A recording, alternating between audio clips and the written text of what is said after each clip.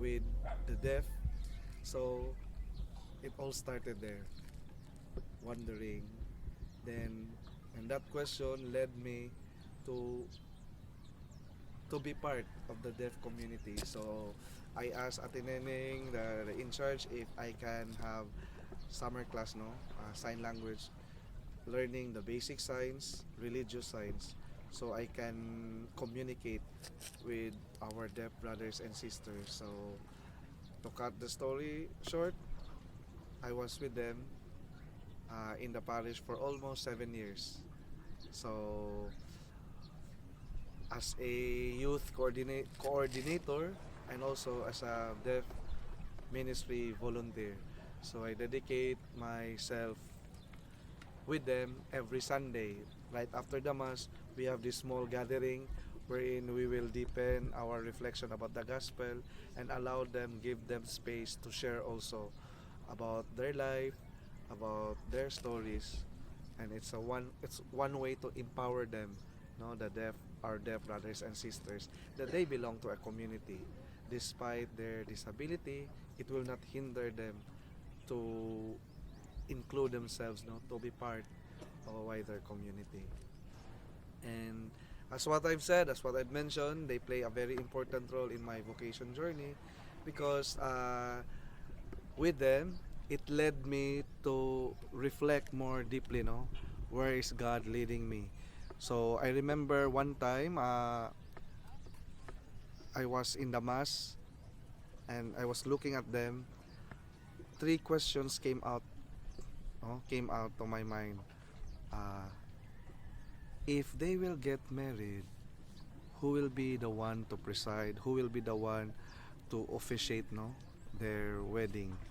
And if someone from the deaf community would like to unburden the load, would like to confess their sins, who would be there to listen to them? Who would be there to be with them, trying to grasp, to understand their signs, no, what they are signing, and who will anoint them in times of their sickness, in times when death is already, approaching. So these questions led me to a deeper reflection, and I believe God used those questions to guide me and leading me to where I am now.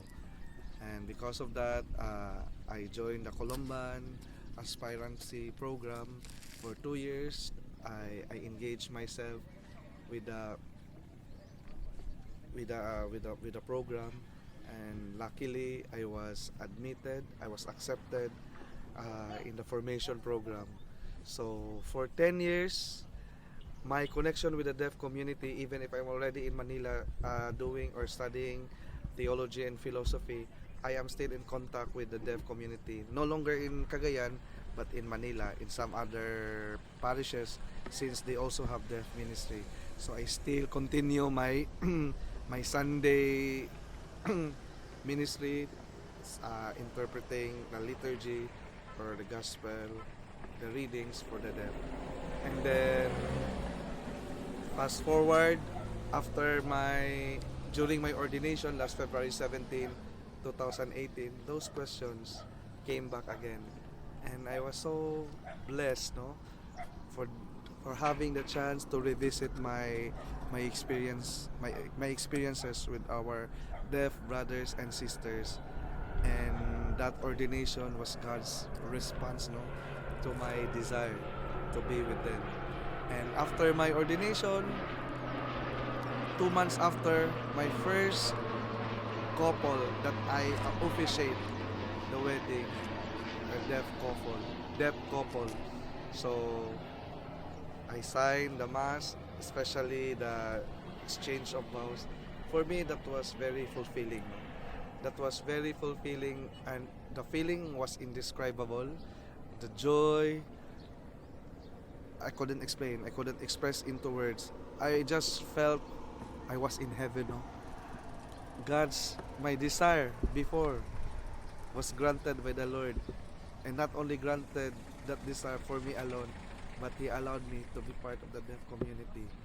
And after the wedding, since that was Lenten season, so we had a Lenten recollection, and almost 30 deaf brothers and sisters who attended the said recollection, and they had their confession.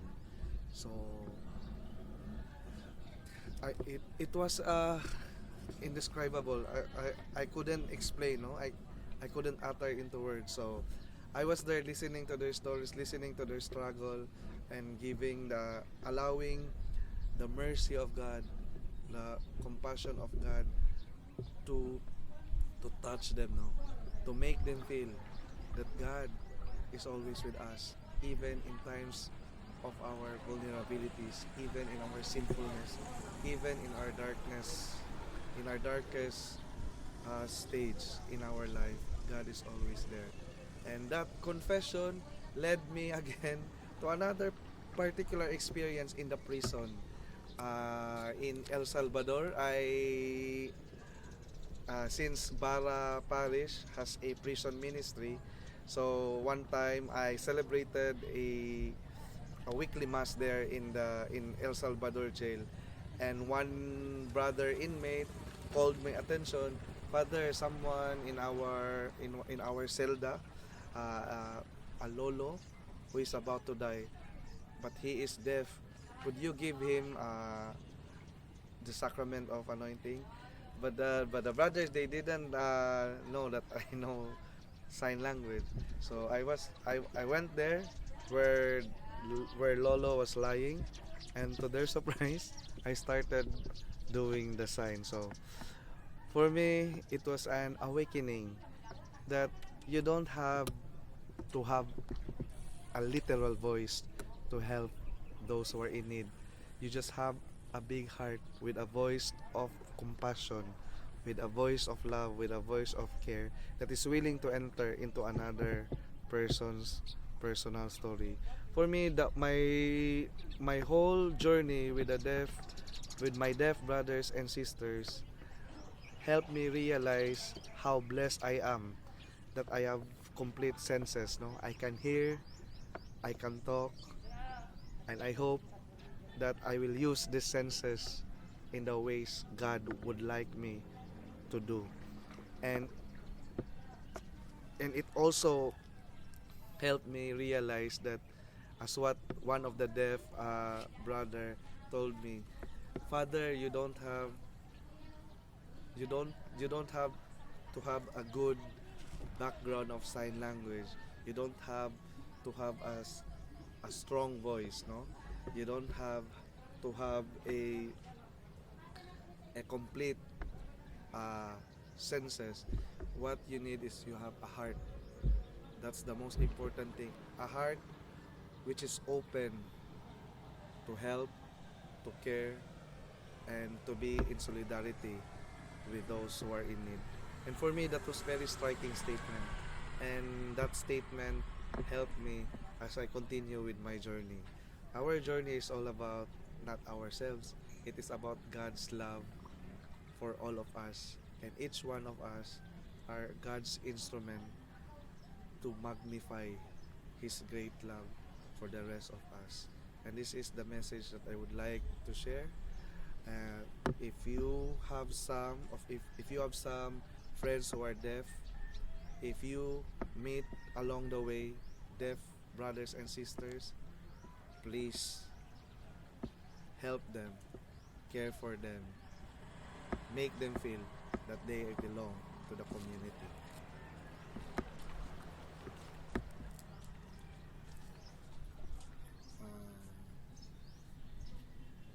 That is very important realization.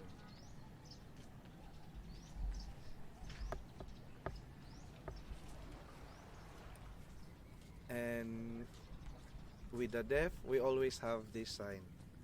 This is a sign of love.